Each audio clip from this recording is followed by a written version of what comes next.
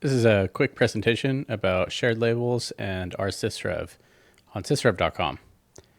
So here you can see a project called the Myoto project, which is a complex project extracting lots of information about populations and outcomes in clinical trials.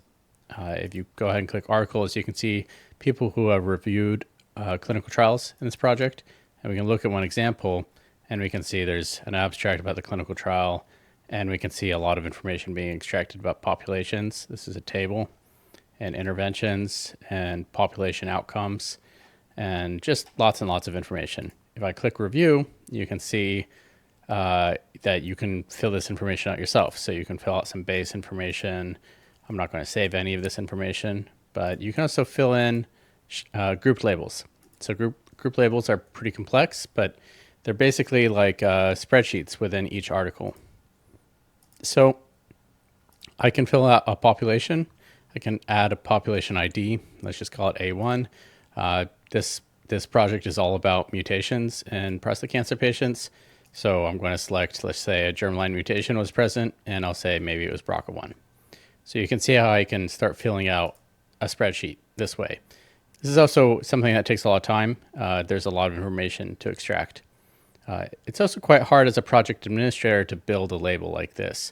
So if I go to manage label definitions, I can see all of these label definitions, and they're pretty complicated. But if I want to reuse this populations label in another project, I can now do that quite easily just by clicking the share button, taking this code, copying it, make sure you have the whole code.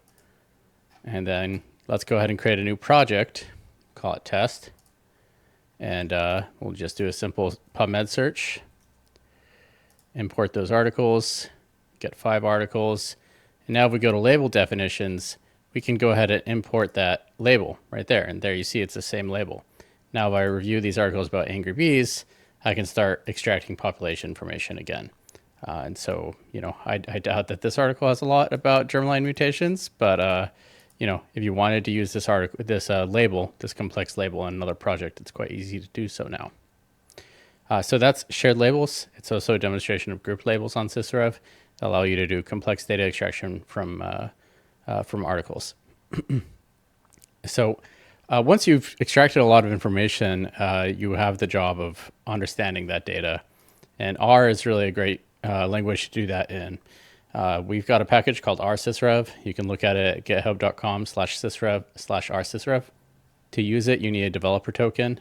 If you have premium Sysrev, you go to your user page and you can read your token. To install it, you just use DevTools install GitHub. You import the library rSysrev. I'm going to use dplyr as well. And you can see I can actually pull in basic label answers, basic labels that have been extracted from articles with one line. This number right here indicates the project that I'm extracting those labels from. So that project identifier, if I go to /p 70431, you can see that's the number associated with the project that I originally showed you. So I'm going to pull out some basic answers, and let's just go ahead and select some of the columns in that data frame. And you can see I'm getting article IDs, so that's an identifier for the article I'm extracting information from.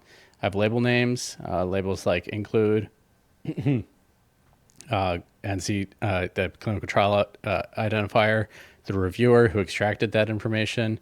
And this is all the sort of base level, not complex labels that we're extracting in that project. One very simple thing I could do is count the number of times people have included articles versus excluded articles, just by filtering that data frame to label name equals include and grouping by the label name in the answer. Actually, I could just group by the answer here. And so you see there have been 81 excludes and 80 includes. I showed you some of those complex labels. We can pull those down as well. We call those group labels. So to do that, you just use sysrev.getGroupLabelAnswers, put in the project number again, and we're going to store that in the variable group, grp. We can look at the names of group. Group is a list, and you can see those same group labels that I talked about: populations, relative population outcomes, adverse events, interventions. All of those tables that we're extracting for each clinical trial are showing up here. So we can look at one of those tables, and if we pull out relative population outcomes from this list, we get a data frame back, and you can see where we have article ID, population ID, outcome variable, and outcome value. These top three are overall survival, and you see that there's a numeric value, although it's cast to a character. You can fix that with a little bit of code. You can also look at the populations group label, and just by pulling group, looking at the population's name, and again, I get a data frame. It's got article IDs and population IDs, and then it's saying whether or not that population had different kinds of mutations. So once I have relative outcomes and populations, I can join those two data frames together by article ID and population ID. And that's exactly what I do in line 9 and 10 here, where I'm saying group relative population outcomes, inner join group populations by article ID and population ID. Once you have all that information on mutations and outcome, you can use the meta package to do some meta analysis and start building forest plots.